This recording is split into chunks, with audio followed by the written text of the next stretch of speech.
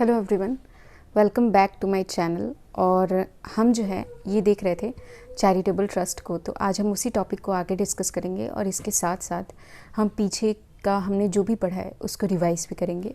तो शुरू करते हैं हम रिवीजन के साथ, इसके बाद हम आगे नेक्स्ट प्रोसीड करेंगे। तो हमने देखा था कि चैरिटेबल ट्रस्ट टू टाइप्स के होते हैं, एक होता है पब्लिक ट्रस्ट और दूसरा होता है प्राइवेट ट्रस्ट। इसके साथ हमने ये भी देखा था कि ऐसी कौन कौन सी एक्टिविटीज़ हैं जिसको हम एज ए चैरिटेबल पर्पस मानेंगे और जिसके लिए फिर हमें एग्जेम्पशन मिलेंगे सेक्शन 11 टू सेक्शन 13 में। तो पहले हम देख लेते कौन सी एक्टिविटीज़ को एग्जेम्पशन मिली थी। पहला था आपका मेडिकल प्रोफेशन, फिर आपका था एजुकेशन। अगर मेडिकल और एजुकेशन में आपका टर्नओवर 5 करोड़ से लेस है तो हम ऐसा मानेंगे कि आप जो है चैरिटेबल पर्पस है। या फिर अगर आपको सब्सटैंशियली फाइनेंस्ड बाय गवर्नमेंट है तो भी हम आपको मानेंगे कि आप चैरिटेबल पर्पस है। अब सब्सटैंशियली फाइनेंस्ड बाय गवर्नमेंट क्या होता है? इसका मतलब होता है किसी पर्टिकुलर ईयर में अगर आपके टर्नओवर के 50% या उससे ज़्यादा की अगर डोनेशन दी है गवर्नमेंट ने, तो हम ये मानेंगे कि आप financially substantially financed by government है। इसके अलावा हमने देखा था कि अगर आप एक ऐसी इंस्टीट्यूशन है जो कि इंडिया या उसके स्टेट के लिए काम करते हैं तो भी हम आपको ऐसे चैरिटेबल पर्पस ट्रीट करेंगे। इसके अलावा हमने आप देखा था कि अगर कोई ऐसा इंस्टीट्यूशन है जो कि होली फॉर रिलीजियस पर्पस, मतलब कि जैसे मंदिर हो गए, मस्जिद हो गए, मंदिरों के भी बालाजी ट्रस्ट हमने देखा था कि मंदिर के भी ट्रस्ट होते हैं, तो ये होली फॉर चैरिटेबल पर्पस इसको मानेंगे अगर वो सिर्फ रिलीजियस पर्पस के लिए काम कर रहे हैं। या फिर अगर वो religious plus otherwise charitable purpose के लिए, रिलीजियस प्लस चैरिटेबल पर्पस के लिए काम करें तो भी हम उसको मान लेंगे, उसको सेक्शन 11 टू सेक्शन 13 में हम उसको एग्जम्पशन दे देंगे। अब इसका हमने एग्जांपल लिया था कि रिलीजियस पर्पस मतलब बालाजी ट्रस्ट जो है वो रिलीजियस पर्पस के लिए काम करते हैं, बट साथ में उसका कुछ अपना मंदिर या फिर हॉस्पिटल भी चलता है। तो ये जो मंदिर या हॉस्पिटल चल रहा है उसको भी हम एज ए चैरिटेबल पर्पस मानेंगे। इसके अलावा हमने देखा था कि अगर आप एक ऐसे इंस्टीट्यूशन है जो कि एजुकेशन भी प्रोवाइड कर रहे हैं और मेडिकल भी प्रोवाइड कर रहे हैं, तो क्या हम 5 करोड़ का ये जो लिमिट है कि अगर आपका 5 करोड़ से कम है टर्नओवर तो हम आपको एग्जेम्पशन दे देंगे, 11 टू 13 की बेनिफिट आपको दे देंगे। क्या अगर हम दोनों काम कर रहे हैं तो ये 5 करोड़ एग्रीगेट होकर अप्लाई होगा या फिर साथ में अप्लाई होगा? तो हमने ये देखा था कि इसको हम एग्रीगेट करेंगे और तब देखेंगे अगर दोनों का टर्नओवर 5 करोड़ से लेस है तो आपको एग्जेम्पशन है, अगर नहीं है तो फिर आपको एग्जेम्पशन नहीं है। इसके अलावा हमने कुछ और भी एक्टिविटीज़ देखी थी जिसको हम चैरिटेबल पर्पस मानते हैं, जिसमें ये था कि अगर आप कुछ ऐसा काम कर रहे हैं जो कि रिलीफ ऑफ पुअर या फिर एजुकेशन के लिए कुछ एजुकेशन इम्पार्ट कर रहे हैं, या फिर अगर योगा काम कर रहे हैं, मेडिकल रिलीफ प्रोवाइड कर रहे हैं, या फिर अगर आप इन्वायरमेंट को प्रोटेक्ट करने के लिए कोई काम कर रहे हैं, मॉन्यूमेंट्स को प्रोटेक्ट करने के लिए कोई काम कर रहे हैं, तो भी हम आपको चैरिटेबल पर्पस मानेंगे। प्रिजर्वेशन ऑफ वाइल्ड लाइफ के लिए अगर आप कुछ काम कर रहे हैं तो भी आप एक चैरिटेबल पर्पस इंस्टीट्यूशन है। इसके अलावा हमने एक मेजर चीज़ यहाँ पे डिस्कस की थी कि the advancement of general public utility, जिसका मैंने कहा था, आपको बताया था कि इसको पूरे लॉ में कहीं पे भी डिफाइन नहीं है what is the meaning of advancement of general public utility, जिसका मैंने आपको एक केस डिस्कस किया था मैरीटाइम बोर्ड वाला, जिसमें ये था कि वो स्टेट के लिए काम कर रहा है तो वो बोल रहा है कि मैं एजुकेशन नहीं कर रहा, योगा नहीं कर रहा, मेडिकल रिलीफ नहीं प्रोवाइड कर रहा, इन्वायरमेंट को भी नहीं प्रोटेक्ट कर रहा, वाइल्ड लाइफ को भी नहीं प्रोटेक्ट कर रहा, बट मेरा जो काम है वो advancement of any other general public utility है। और कोर्ट ने ये फैसला सुनाया था कि हाँ आप सही बोल रहे हैं, आपका काम है, तो आपको हम यहाँ पे चैरिटेबल पर्पस मान लेंगे। तो ये केस टू केस जब केसेस चलते हैं तब इसका डिस्कशन होता है और तब हमें पता चलता है कि ये पर्टिकुलर कोई चीज़ जो है वो advancement of general public utility है या नहीं है।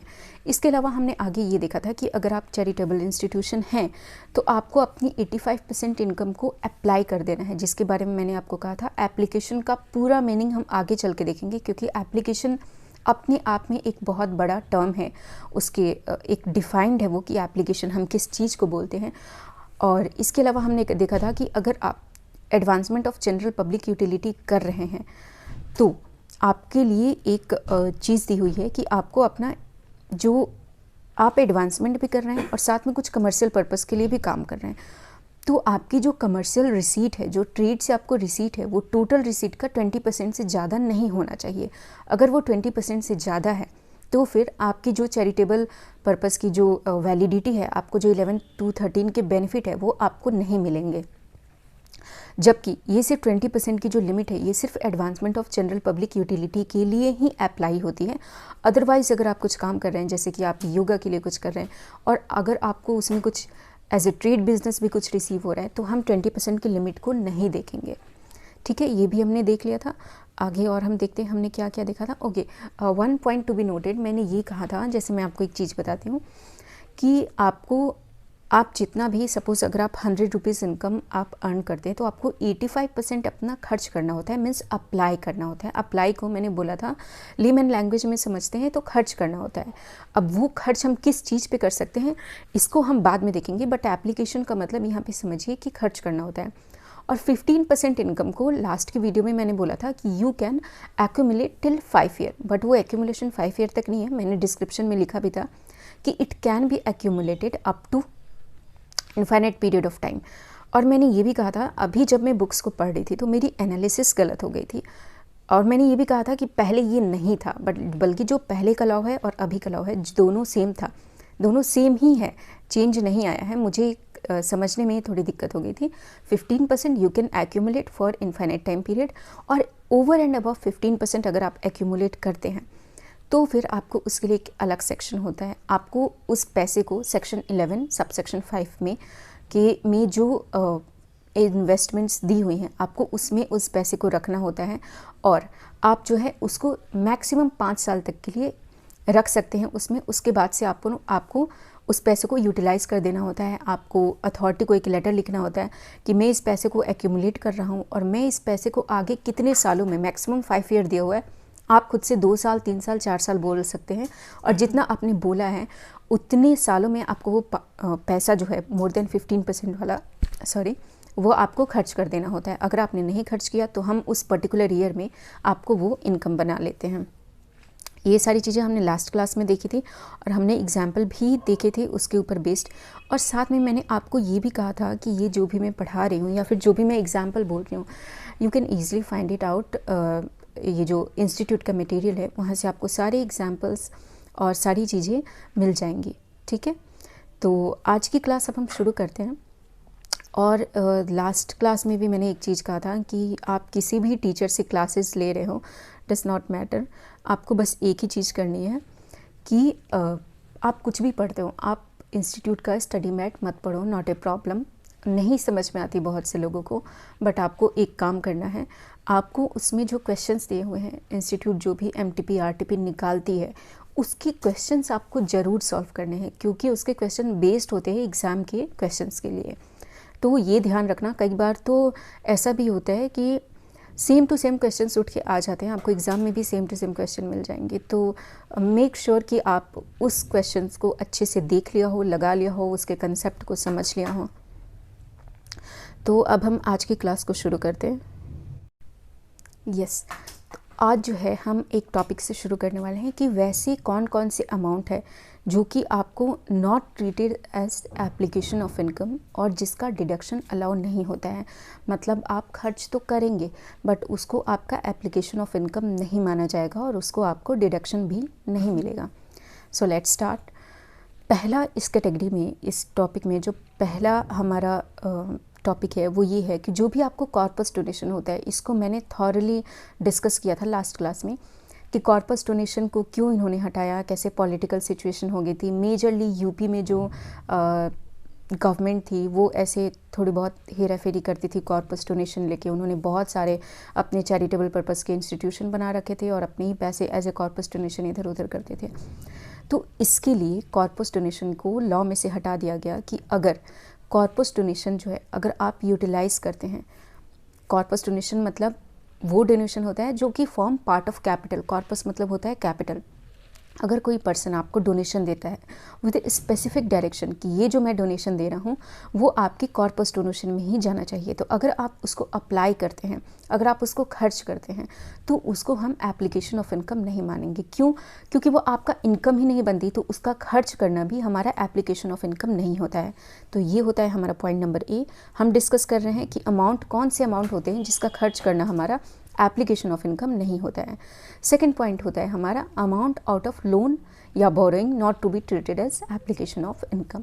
कोई भी अमाउंट, जैसे मैंने बताया था कि आपका जो भी इनकम होता है, तो आप इनकम को भी खर्च करते हैं, आपको अदरवाइज़ भी कोई डोनेशन मिली होती है, जैसे मैंने बताया कि कॉर्पस डोनेशन मिली है तो उसको आप इनकम भी नहीं ट्रीट करते, तो उसका खर्च करना भी हमारे लिए एप्लीकेशन ऑफ इनकम नहीं माना जाएगा।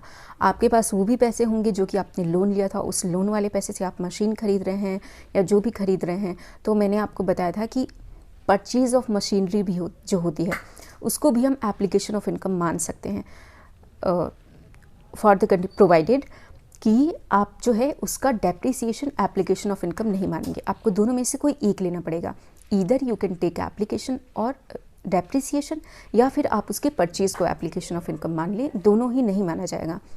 तो फिर दूसरा हमारा उसी से रिलेटेड ये पॉइंट है कि अगर आप लोन लेते हैं या बोरोइंग है आपके पास कोई, तो उसकी जो एप्लीकेशन है उस पैसे से अगर आपने कोई मशीन खरीद ली, कुछ भी खरीद लिया, एनी काइंड ऑफ परचेज या एनी काइंड ऑफ एप्लीकेशन, तो हम उसको एप्लीकेशन ऑफ इनकम नहीं मानेंगे। यहाँ पे मैं एक चीज़ डिस्कस करना चाहूँगी। जैसे मान लो कि आपने बैंक से लोन लिया फॉर द पर्पज़ कि आपको एक मशीन लेनी है, आपको एक मशीन इंपोर्ट करनी है, बहुत हैवी मशीनरी है। अब होता क्या है, अब तीन चीज़ें हैं। ये भी हो सकता है कि आप उस मशीन की जो परचेज़ वैल्यू हो, सपोज़ 50 लाख की परचेज़ वैल्यू है, आप उसका एप्लीकेशन ऑफ इनकम मान लो, उस पर डेप्रिसिएशन पे एप्लीकेशन ऑफ इनकम मान लो, या फिर जो या आप लोन रीपेमेंट कर रहे हो वो एप्लीकेशन ऑफ इनकम मान लो। तो क्वेश्चन ये है कि आप किसको एप्लीकेशन ऑफ इनकम मानोगे। तो आंसर ये होता है इसका कि ये तीन चीज़ें हैं, ये तीनों चीज़ें एक ही एक्सपेंस का पार्ट बनती हैं, तो इसलिए आपको तीनों में से किसी एक को एप्लीकेशन ऑफ इनकम मानना पड़ेगा। या तो उस पर्टिकुलर मशीन के परचेज़ वैल्यू को एप्लीकेशन ऑफ इनकम मान लो, जब आप परचेज़ कर रहे हो तो मान लो, या फिर अगर आप उसका डेप्रिसिएशन क्लेम करना चाहते हो तो डेप्रिसिएशन क्लेम कर लो, या फिर लोन रीपेमेंट, तीनों में से किसी एक को एप्लीकेशन ऑफ इनकम मानो। तीनों को हम नहीं मान सकते, बट यहाँ पे स्पेसिफिकली बोला गया है कि अगर आप मशीन परचेज कर रहे हो आउट ऑफ लोन या बोरोइंग, तो हम उसको एप्लीकेशन ऑफ इनकम मानेंगे नहीं। मतलब ये साफ हो गया कि अगर लोन वाले पैसे से मैं मशीन खरीद रही हूँ तो मैं उसको एप्लीकेशन ऑफ इनकम मानूंगी नहीं। तो दो ही हमारे पास ऑप्शन बचते हैं, या तो हम उसका depreciation as an application of income claim कर लें, या फिर जब हम इस लोन के अमाउंट को रीपे कर रहे हैं, क्योंकि रीपे तो हम अपने इनकम में से कर रहे होंगे, तो हम उसको एप्लीकेशन ऑफ इनकम ट्रीट कर ले। तो इस दोनों में से किसी एक को भी आपको एप्लीकेशन ऑफ इनकम आप ट्रीट कर सकते हैं। The third point we have is amount credited or paid out of income of any trust by way of corpus donation not to be considered as application of income। मतलब यहाँ पे ये हुआ कि अगर आप जो है, मैं एक ट्रस्ट हूँ, मैं 12 AB में रजिस्टर्ड ट्रस्ट हूँ, मैंने किसी अदर 12 AB में रजिस्टर्ड ट्रस्ट को डोनेशन दे दिया और मैंने ये कहा कि ये जो इनकम है, ये जो डोनेशन है, ये should be treated as part of your corpus donation. ये जो मैं डोनेशन दे रहा हूँ प्लीज़ इसको अपने कॉर्पस डोनेशन को ही में ही इंक्लूड करना। तो मैंने अगर किसी इंस्टीट्यूशन को, जो कि चैरिटेबल इंस्टीट्यूशन है, उसको अगर ये कह के पैसे दिए, मैं भी एक चैरिटेबल इंस्टीट्यूशन हूँ, वो भी एक चैरिटेबल इंस्टीट्यूशन है, अब अगर मैंने उसको ये कह के पैसे दिए कि प्लीज़ इसको अपने कॉर्पस डोनेशन में ही ट्रीट करना, तो वो उस अमाउंट को एप्लीकेशन ऑफ इनकम नहीं मानेगा। और मैं जैसे मेरे पास से पैसे जा रहे हैं तो मेरे लिए ये क्या हो गया, एप्लीकेशन हो गया, मेरे लिए क्या हो गया, एक खर्चा हो गया। तो मैं अगर किसी इंस्टीट्यूशन को ये कह रही हूँ कि भाई ये ले ले तू और इसको एज ए कॉर्पस डोनेशन ही मानना, तो उसके तो वो इनकम में इंक्लूड नहीं होगा, नो डाउट। मैं जो ये पैसे इस हिसाब से खर्च कर रही हूँ कि किसी को मैं कॉर्पस डोनेशन दे रही हूँ, that will also not be treated as application of income. The fourth point we have is amount credited or paid out of accumulated income of any trust to any trust or institution registered under section 12AA/12AB or referred to in section 1023C 456(6)(a not considered as application of income। अब देखो, इस point को समझने के लिए सबसे पहले ये समझना पड़ेगा, मैंने आपको लास्ट क्लास में बताया था कि कुछ अमाउंट क्या होता है, ट्रस्ट जो है अपना 15% अमाउंट तो है एक्यूमुलेट कर सकती है for indefinite time period. Over and above 15% जो है उसको 5 साल तक एक्यूमुलेशन अलाउड है। विद इन 5 ईयर या फिर जो भी ट्रस्ट अपना टाइम लिमिट दे उसके अंदर उसे खर्च कर देना होता है।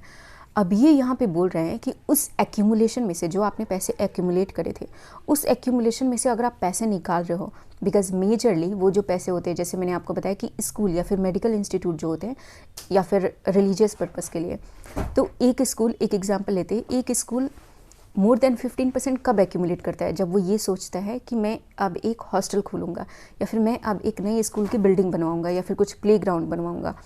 तो इन सारे एक्सपेंस में बहुत ज़्यादा खर्चा लगता है।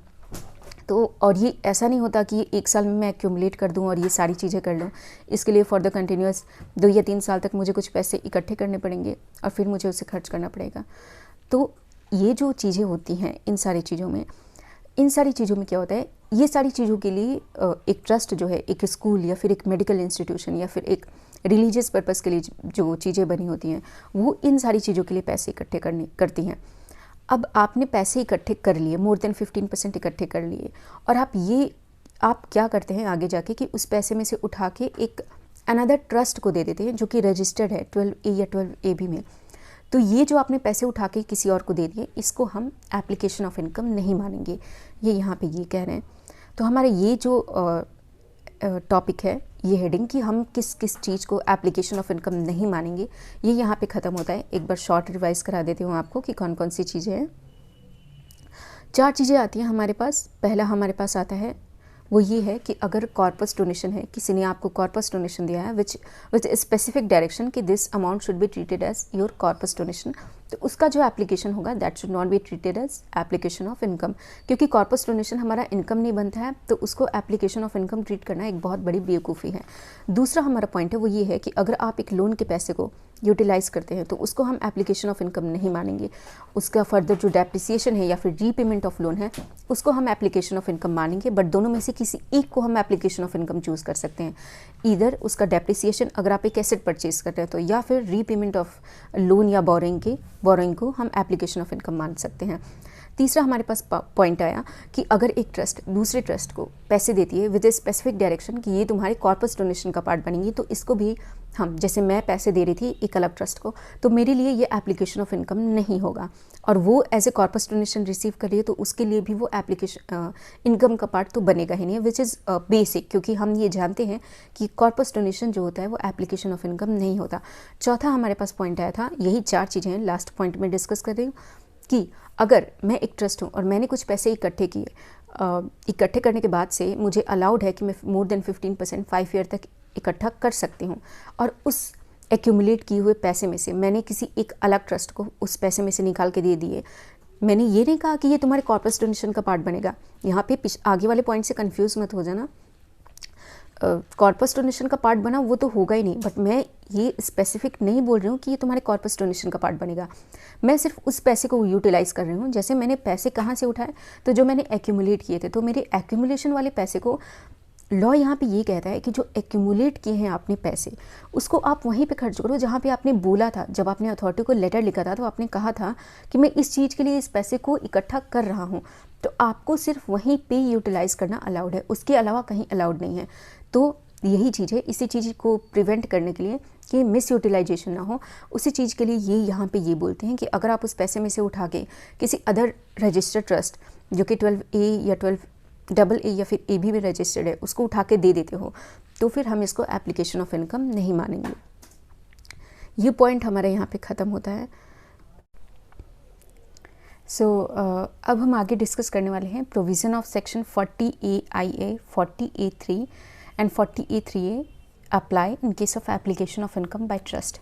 एक एक करके तीनों सेक्शन डिस्कस करेंगे। 40AIA जो होता है, ये सेक्शन होता है आपका TDS का, जिसमें ये बोलता है कि अगर आप एक रेसिडेंट इंडिविजुअल्स को पे कर रहे हैं या किसी रेसिडेंट को आप पे कर रहे हैं, तो आपको जो है TDS डिडक्ट कर लेना है। अगर आप डिडक्ट नहीं करते हैं तो उसका 30% जो एक्सपेंस है उसका 30% हम आपको अलाउ नहीं करेंगे, और अगले साल में जो भी आपका फेल्योर हो TDS के पार्ट में, चाहे आपने डिडक्ट कर लिया हो या पे नहीं किया हो डिडक्ट करके, जब वो कंप्लाई हो जाएगा तो फिर हम आपको वो 30% जो अमाउंट हमने नहीं अलाउ किया था वो हम अलाउ कर देंगे। Same with the case apply with the case of trust also. अगर एक ट्रस्ट किसी रेसिडेंट पार्टी को पे करती है तो उसको उसके TDS के प्रोविज़न से कंप्लाई करना पड़ेगा। अगर नहीं करती है तो उसका 30% हम अलाउ नहीं करेंगे, और जब भी नेक्स्ट ईयर में डिडक्शन या फिर पेमेंट का पार्ट फुलफ़िल हो जाएगा तो हम अलाउ कर देंगे।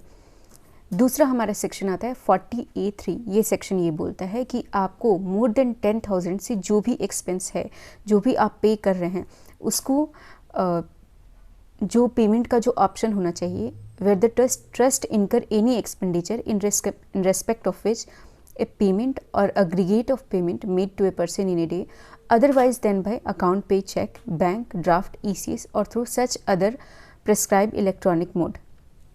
मतलब 10,000 से ज़्यादा का जो भी पेमेंट होता है वो प्रिस्क्राइब मोड में ही होना चाहिए, अदरवाइज देन बाई कैश ही होना चाहिए। आप चेक से करें, आप किसी इलेक्ट्रॉनिक मोड से करें, NEFT, RTGS कुछ भी करें, बट आपको मोर देन 10,000 का जो पेमेंट है वो नहीं करना चाहिए इन कैश। ये हमारा होता है दूसरा सेक्शन। अदर जो या फिर अगर आप पे कर देते हैं तो उसका आपको डिडक्शन नहीं मिलता है। तीसरा हमारा सेक्शन होता है 40A3A।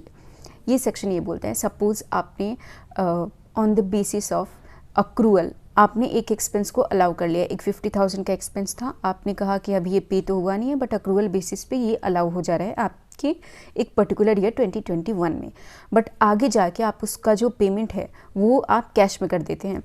तो उस अगले साल में क्या होगा कि आपने जो ये कैश पेमेंट कर दिया, आपको अलाउ नहीं है मोर देन 10,000 से जो भी ज़्यादा है वो पेमेंट कैश में करना अलाउ नहीं है, बट सिंस आपने कर दिया है तो ये जो आपने पेमेंट किया है उसको हम आपकी इनकम बना लेंगे। ये 3 सेक्शन ये सारी बातें बोलते हैं। नेक्स्ट पॉइंट हम डिस्कस करने वाले हैं,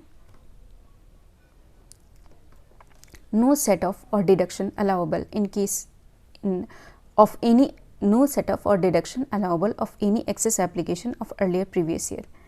पहले ये चीज़ें थी, पहले जो भी हमारा एक्सेस अगर एप्लीकेशन ऑफ इनकम हो जाता था तो नेक्स्ट ईयर में जो है उसको अलाउ कर दिया जाता था, बट अभी क्या है,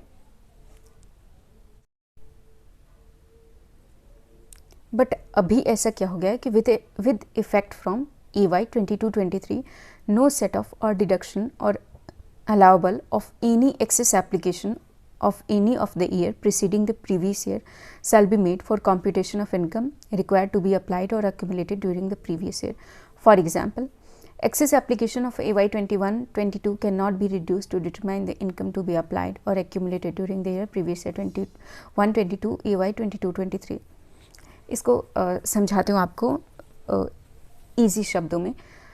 होता क्या है कि अगर आपका किसी पर्टिकुलर ईयर में एक्सेस एप्लीकेशन ऑफ इनकम हो गया, आपने कमाया था 100 रुपये बट सपोज़ आपने खर्च कर दिए 110 रुपये, तो ये जो 10 रुपये हमारा नेगेटिव एप्लीकेशन ऑफ इनकम आता था ये हमारा अगले साल में आपको सेटअप हो जाता था। ये 10 रुपये जो है आपके अगले साल में एप्लीकेशन ऑफ इनकम मान लिया जाता था। बट अब ये यहाँ पे ये कहना चाहते हैं कि अगर आपका एक्सेस एप्लीकेशन ऑफ इनकम आता है तो इसका जो सेटअप जो पहले आपको अगले साल में अलाउ हो जाता था वो अब अलाउ नहीं होगा। AY 22-23 से इस चीज़ की जो अलाउबिलिटी है वो बंद हो जाएगी। Next point, no deduction for depreciation where cost of asset has been claimed as application of income. ये पॉइंट मैं बहुत बार ऑलरेडी रिपीट कर चुकी हूँ कि अगर एक कॉस्ट ऑफ एसेट को आपने अपने मनी से परचेज़ किया, अगर आपने अपने रिजर्व से परचेज़ किया है तो आप उसकी परचेज़ को अगर आप एप्लीकेशन ऑफ इनकम दिखाते हैं तो उसकी जो डेप्रिसिएशन है वो आपको जो है एप्लीकेशन ऑफ इनकम नहीं मानी जाएगी। तो हम एग्जाम्पल डिस्कस करते हैं इस पे based. MSO foundation, a registered charitable institution set up on 1st April 2020 is engaged in providing education in hotel management. The organization acquired a building for using the same for holding classes and office activities. It has approached you for your opinion on its eligibility to claim the cost of building and also depreciation thereon in the current year and subsequent year. Advise the institution indicating the reason. Would your advice change if building has been acquired out of loan taken from bank to be repaid in installment? Okay. Question आपको समझ में आ गया? नहीं समझ में आया तो मैं आपको अच्छे से डिटेल में डिस्कस करके इसका आंसर भी डिस्कस करते हैं, ठीक है। तो अब हम क्वेश्चन का आंसर डिस्कस करते हैं। क्वेश्चन हमारी ये था कि एक होटल मैनेजमेंट इंस्टीट्यूट है और उसने एक बिल्डिंग एक्वायर किया है। तो एडवाइस द इंस्टीट्यूशन, हमारे पास क्वेश्चन ये था कि it has approached you for your opinion on its eligibility to claim cost of building and also depreciation thereon in the current year and the subsequent year. Advise the institution indicating the reason. तो देखो provision हमने इससे related जो भी है वो discuss किया था। आपका 15% जो है वो एग्जेम्प्ट फ्रॉम टैक्स होता है। आप 100 रुपये कमा रहे हैं, आपको 15 रुपये पे टैक्स लगेगा ही नहीं। आप उस पैसे को एक्यूमुलेट कर सकते हैं फॉर इंडेफिनिट टाइम पीरियड, उस पैसे पे कभी टैक्स नहीं लगने वाला। 85% इनकम जो है आपको अप्लाई करना होता है। अगर आप अप्लाई नहीं किए तो आप पे उसको टैक्स लग जाता है। एप्लीकेशन मीन्स आपको खर्च करना होता है, अगर आप नहीं खर्च करते तो आपको टैक्स लग जाता है। और एप्लीकेशन किसके लिए होना चाहिए? अपने पर्पज़ के लिए होना चाहिए, जिस चैरिटेबल पर्पज़ के लिए हम बने हुए हैं। तो यहाँ पे जो बिल्डिंग ख़रीदा गया है उसको वो किस लिए यूज़ कर रहे हैं? अपने ऑफिस के लिए और एजुकेशन के लिए यूज़ कर रहे हैं। तो इसलिए ये जो परचेज़ ऑफ एसेट हुई है हमारा, उसका हमें अलाउ हो जाएगा अगर हम चाहें तो उस जो परचेज़ ऑफ एसेट जो है वो हमारा as an application of income treat हो जाएगा। बट वो ये पूछ रहे हैं कि हम परचेज़ को भी एप्लीकेशन मानना चाहते हैं और साथ में डेप्रिसिएशन को भी मानना चाहते हैं। तो द आंसर वुड बी कि हम किसी एक को मान सकते हैं, हम दोनों को नहीं मान सकते हैं। एक ही एक्सपेंस के लिए आपको 2 बार डिडक्शन अलाउ नहीं होता है, या तो आप परचेज़ मानिए या फिर डेप्रिसिएशन मानिए। दूसरा उन्होंने क्वेश्चन किया था कि would your advice change if building has been acquired out of loan taken from bank to be repaid in instalment. क्या आपका एडवाइस चेंज हो जाएगा अगर हमने ये जो परचेज़ किया है वो आउट ऑफ लोन किया है और इसका जो रीपेमेंट होगा वो इंस्टॉलमेंट में होगा?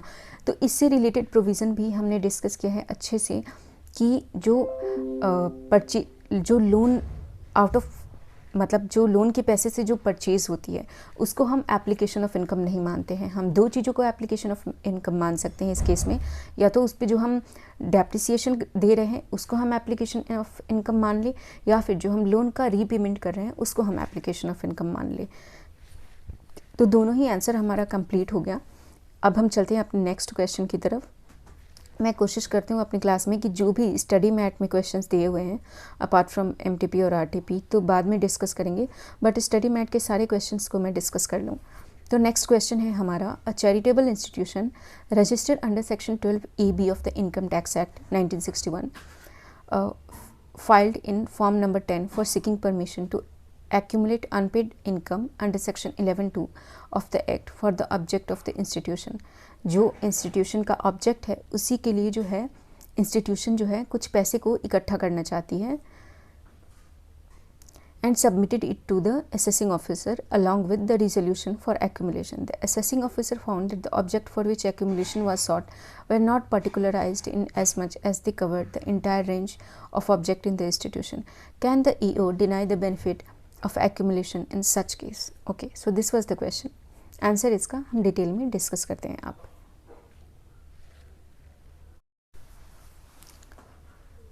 आंसर एक बार पढ़ लेते हैं। पढ़ने से पहले मैं आपको एक ब्रीफ दे देती हूँ, फिर हम आंसर को पढ़ेंगे। क्वेश्चन आपसे ये पूछ रहा है कि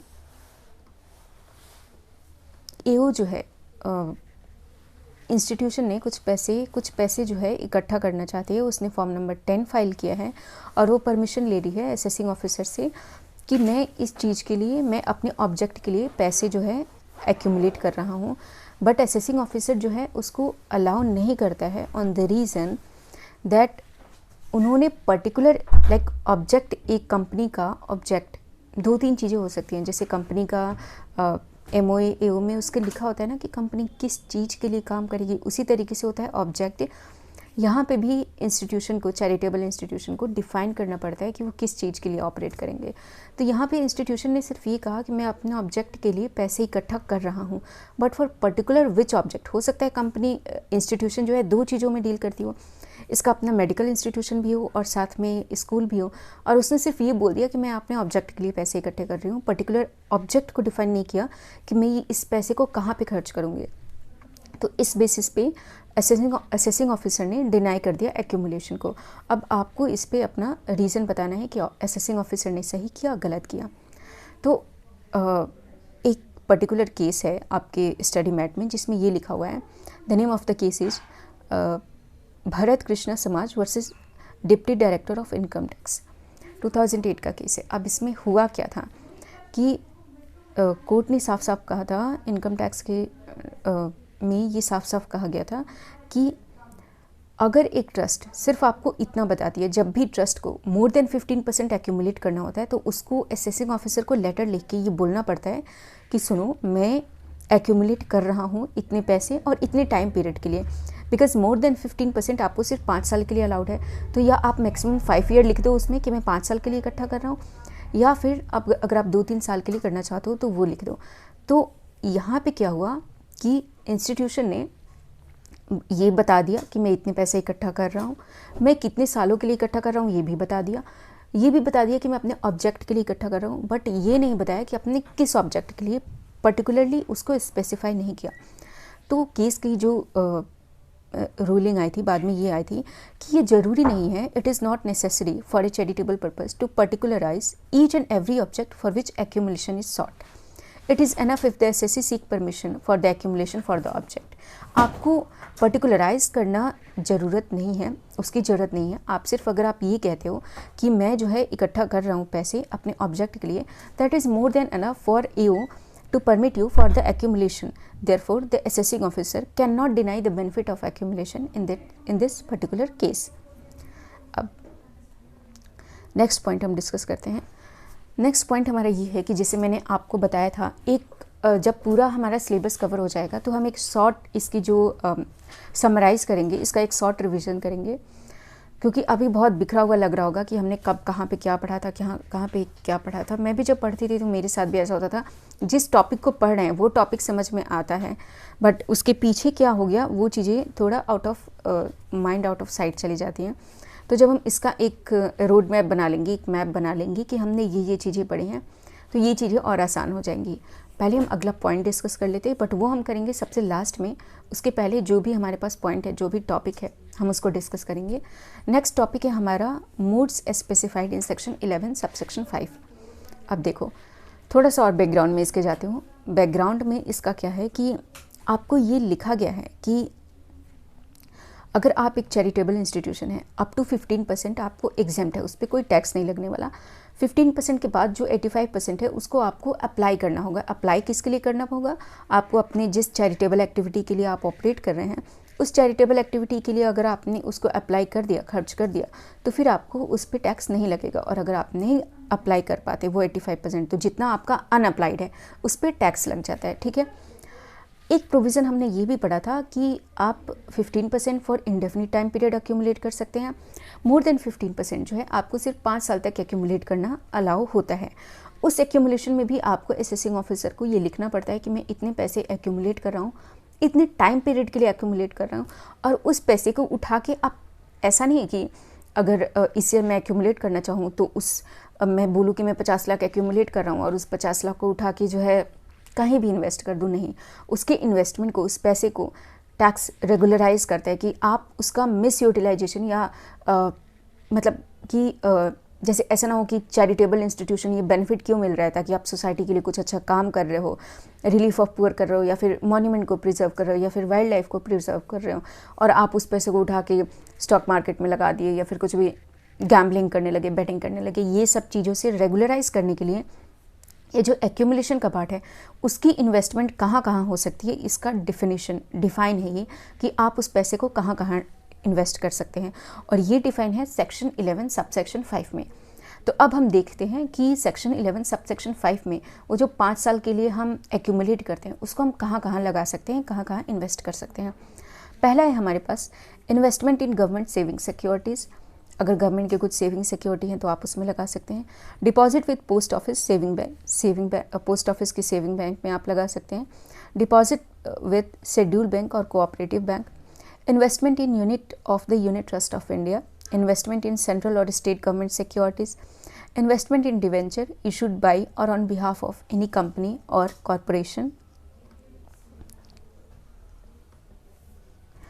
where an investment is made in the share of any public sector company and such public sector company ceases to be a public sector company, the investment so made shall be deemed to be an investment made for a period of 3 years from the date of such cessation, and in the case of any other investment or deposit till the date of its maturity. अब जैसे मैंने आपको बताया कि 6 modes हैं जो कि specified हैं, जिसमें आप अपने पैसे को, जो एक्यूमुलेशन के पैसे हैं, उसको आप यूटिलाइज़ कर सकते हो। अब यहाँ पे ये कहा जा रहा है, उसमें जो है एक आगे चल के अगर आप देखेंगे, investment in debenture issued by और on behalf of any company और कॉरपोरेशन, कि पब्लिक सेक्टर की जो शेयर्स हैं उनमें आपको, आप शेयर मार्केट में वैसे नहीं लगा सकते, बट पब्लिक सेक्टर के शेयर्स में आप लगा सकते हैं। बट सपोज़ यहाँ पे ये केस है कि आपने पब्लिक सेक्टर के शेयर्स में पैसे लगा दिए। अब क्या हुआ कि वो पब्लिक सेक्टर की कंपनी पब्लिक सेक्टर होना सीज कर गई, अब वो प्राइवेट सेक्टर की कंपनी बन गई।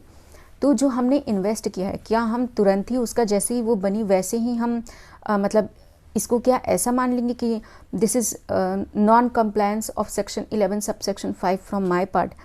तो लॉ जो है वो हमें थोड़ी सी बेनिफिट देता है, थोड़ा रिलैक्सेशन, कि जब से वो सीज हुई पब्लिक सेक्टर की कंपनी बनना, उससे लेके 3 साल तक हम आपकी उस पैसे को ऐसा मानेंगे कि स्टिल वो कंप्लाई है 11 सबसेक्शन 5 में, और आपका वो पैसा जो है वो पब्लिक सेक्टर में ही इन्वेस्टेड है। वह उसको हम ब्रीच ऑफ सेक्शन 11 सबसेक्शन 5 नहीं मानेंगे। नेक्स्ट जो है हमारा सेक्शन 11 सबसेक्शन 5 में वो है investment in bonds of approved financial corporation providing in long term finance for industrial development in India and eligible for deduction under section 3618। मतलब कि किसी ऐसे बॉन्ड में आप इन्वेस्ट कर रहे हो, किसी ऐसे कॉर्पोरेशन के बॉन्ड में, जो कि वो कॉर्पोरेशन जो है आगे किसको पैसे देती है, वो लॉन्ग टर्म फाइनेंस प्रोवाइड करती है इंडस्ट्रियल डेवलपमेंट को, जो इंडिया में जो इंडस्ट्रियल डेवलपमेंट है उसको पैसे प्रोवाइड करती है। या फिर investment in bond of approved public company whose principal object is to provide long term finance for construction और purchase of house in India for residential purpose. आप एक ऐसे बॉन्ड में इन्वेस्ट किया हो, पब्लिक कंपनी के एक ऐसे बॉन्ड में इन्वेस्ट किया है जो पब्लिक कंपनी फाइनेंस प्रोवाइड करती है, लॉन्ग टर्म फाइनेंस प्रोवाइड करती है। किसको फाइनेंस प्रोवाइड करती है? फॉर कंस्ट्रक्शन और purchase of houses, residential house को कंस्ट्रक्शन या परचेज के लिए वो फाइनेंस प्रोवाइड करती है। उस पब्लिक कंपनी के, प्राइवेट कंपनी नहीं, पब्लिक कंपनी के बॉन्ड में अगर आप इन्वेस्ट करते हो तो that is also in terms of compliance of section 11 subsection 5। Next है हमारे पास डिपॉजिट विद और investment in any bond issued by a public company formed and registered in India with the main object of carrying on the business of providing long-term finance for urbanic infrastructure in India। एक ऐसे company के bond में हम पैसे लगाएं जो company का जो मेन पर्पस है वो ये है कि अर्बन सेक्टर की जो इंफ्रास्ट्रक्चर है उसके लिए वो पैसे प्रोवाइड करती है। Long term finance means any loan और advance made where the terms under which monies are loaned और advance provide for repayment along with interest thereof during a period not less than 5 year. अब मैं ये जो बार बार जो भी आपको bond में आपको 3 बार बॉन्ड देखने को आया कि बॉन्ड में आप एक ऐसे बॉन्ड में लगाते हो जो कि लॉन्ग टर्म फाइनेंस प्रोवाइड करती है हाउस परचेज करने के लिए, कंस्ट्रक्ट करने के लिए, या एक ऐसे बॉन्ड में लगाते हो जो कि एक ऐसे कंपनी के बॉन्ड में लगाते हो जो कि आगे जो है इंडस्ट्रियल डेवलपमेंट के लिए लोन देती है, या फिर एक ऐसे कंपनी के बॉन्ड में लगाते हो जिसका मेन ऑब्जेक्ट जो है वो अर्बन इंफ्रास्ट्रक्चर को डेवलप करना है। तो हर जगह आपको एक चीज़ देखने को मिल रहा है कि लॉन्ग टर्म फाइनेंस, तीनों ही लॉन्ग टर्म फाइनेंस प्रोवाइड कर रही हैं। तीनों ही कंपनी जिसके बॉन्ड में आपने लगाया है वो further long term finance provide कर रही हैं डिफरेंट सेक्टर को। अब ये लॉन्ग टर्म फाइनेंस का मतलब हुआ कि वो कंपनी जो आगे लोन प्रोवाइड करती है किसी भी इन 3 पर्टिकुलर पर्पस के लिए, कितने साल के लिए? 5 साल तक के लिए। अब अर्बन इंफ्रास्ट्रक्चर जो आपको ये वर्ड आया था उसका मतलब होता है means a project for providing portable water supply, sanitisation and sewerage, drainage, solid waste management, road, bridges and flyover और अर्बन ट्रांसपोर्ट। अर्बन इंफ्रास्ट्रक्चर में ये सारी चीज़ें इंक्लूड हैं। Investment in immovable property excluding plant and machinery, not being plant and machinery installed in a building for convenient occupation thereof, deposit with Industrial Development Bank of India, any other mode investment or deposit as may be prescribed, Rule 17C specified the following other mode। इसके अलावा अभी जो मैंने ऊपर discuss किया ये सारे जो हैं मोड्स जो हैं स्पेसिफाई हैं आपके सेक्शन 11 सब सेक्शन 5 में। अगर आप 5 साल से ज़्यादा पैसे इकट्ठा करना चाहते हो, 15% से ज़्यादा अगर आप पैसे इकट्ठा करना चाहते हो तो आप सिर्फ इन मोड्स में पैसे लगा सकते हो, या फिर कुछ अलग और भी मोड्स हैं जो कि रूल 17C में स्पेसिफाई हैं, और वो मोड्स भी देख लेते हैं। Investment in unit issued under any scheme of mutual fund referred in section 1023D। 1023D में जो म्यूचुअल फंड हैं उनके अगर यूनिट में आप पैसे लगाते हो तो any transfer of deposit of to public account of India, deposit made with an authority constituted in India or under any law enacted either for the purpose of dealing with satisfying dealing with and satisfying the need for housing accommodation or for the purpose of planning, development or improvement of cities, town, village or for both. कोई ऐसी authority को के पास आपने deposit किया है जिसका main purpose जो है वो ये है कि वो सिटी या टाउन के डेवलपमेंट में या इम्प्रूवमेंट के लिए काम करती है। Investment by way of acquiring equity share of a depository के इक्विटी शेयर के लिए में अगर आपने इन्वेस्ट किया है तो that is also considered for rule 17C में ये चीज़ें मोड स्पेसिफाइड हैं। Investment by a recognised stock exchange in the equity share of a company promoted by it to acquire the membership right of other stock exchange where at least 51% of the paid up share capital is held by the stock exchange and the balance is held by its member। Point को later on discuss करेंगे, इसके पहले हम other mode of investment को discuss कर लेते हैं। Investment by way of acquiring equity share of an incubatee by an incubator. ये इंक्यूबेटी का कंसेप्ट जो है हम डिडक्शन वाले चैप्टर में और अच्छे से पढ़ेंगे। तो इक्विटी शेयर अगर आप एक इंक्यूबेटर जो है, अगर आप एक इंक्यूबेटी में अगर आप एज एन एक इंक्यूबेटर के थ्रू अपने पैसे को लगाते हैं, आपने क्या किया, आपने पैसे उठाए अपने इंक्यूबेटर को दिए, उस इंक्यूबेटर ने उस पैसे को कहाँ इन्वेस्ट किया, इंक्यूबेटी के शेयर्स को परचेज करने में इन्वेस्ट किया। तो दैट इज ऑल्सो 17C की कंप्लायंस है और कंप्लायंस है आपके 11 सबसेक्शन 5 की। Investment in debt instrument issued by any infrastructure finance company registered with the RBI। Investment in stock certificate as defined in sovereign gold bond scheme. अब हमारे पास एक point आया है, ये आपका एंड ऑफ हो गया सेक्शन 11 सब सेक्शन 5 का, लेकिन एक पॉइंट मैंने कहा था कि एक पॉइंट को हम लेटर ऑन डिस्कस करेंगे। अब हमारे पास नेक्स्ट टॉपिक जो है वो है deemed income in case of non utilisation और misutilisation of accumulated amount. अगर आपने इन पैसे को, जैसे सेक्शन 11 सब सेक्शन 5 में आपने पैसे तो डाल दिए, बट अगर आपने उसका नॉन यूटिलाइजेशन किया या मिस यूटिलाइजेशन किया तो हम उसको इनकम मान लेंगे, हम डीम कर लेंगे कि वो आपका इनकम है। Where the accumulated income of the trust is applied, suppose आपने कुछ मोर देन 15% वाले पैसे को उठा के आपने 11 सब सेक्शन 5 के मोड में इन्वेस्ट तो कर दिया, बट उसका जो एप्लीकेशन है वो आपने नॉन यूटिलाइजेशन किया, 5 साल बाद आप उसको यूटिलाइज ही नहीं कर रहे हैं, या फिर आपने कहा था कि मैं स्कूल की बिल्डिंग बनवाऊंगा बट आपने उसको उठा के कुछ मिस यूटिलाइज कर लिया, कुछ और ही यूटिलाइज कर दिया, उठा के किसी ट्रस्ट को उसको डोनेशन दे दी, कॉर्पस डोनेशन दे दी, तो वो मिस यूटिलाइजेशन हो गया। तो इस केस में हम इनकम मान लेंगे। तो हम देखते कि अभी मिस यूटिलाइजेशन ये किस चीज़ को डीम कर रहे हैं। तो point number A is where the accumulated income of the trust is applied for the purpose other than charitable और रिलीजियस पर्पस। पहले तो आपने ऐसा किया कि आपने चैरिटेबल या रिलीजियस पर्पस के लिए, जैसे एक स्कूल है तो उसके लिए चैरिटेबल पर्पस क्या हो गया, वही जो वो अपने स्कूल के लिए खर्च कर रही है, बट उसने इनकम को सेट अपार्ट किया था 5 साल के लिए, फॉर्म फिल करके दे दिया था AO को, बट उसने उसका एप्लीकेशन जो है वो अदर देन चैरिटेबल पर्पस कर दिया। स्कूल के लिए बोला था, स्कूल बनवाया ही नहीं, कुछ और ही कर दिया, उससे कुछ शेयर्स परचेज कर लिए या फिर कुछ भी कर दिया ऐसा जो कि अलाउड नहीं था, जो उसने नहीं बोला था। तो वो हम ऐसा मानेंगे, उस इनकम को हम इनकम, वो जो अमाउंट है उसको हम इनकम मान लेंगे। अभी तक तो हमने उसको इनकम नहीं माना था, एप्लीकेशन मान लिया था कि आपने उसको सेट अपार्ट कर दिया है। सीजेस टू बी एक्यूमुलेटेड और set apart for application thereto. आपने कहा था कि इन सारे पॉइंट्स को एग्जाम्पल देके समझाना पड़ेगा। पहले में ये था कि applied for the purpose other than charitable और रिलीजियस पर्पस।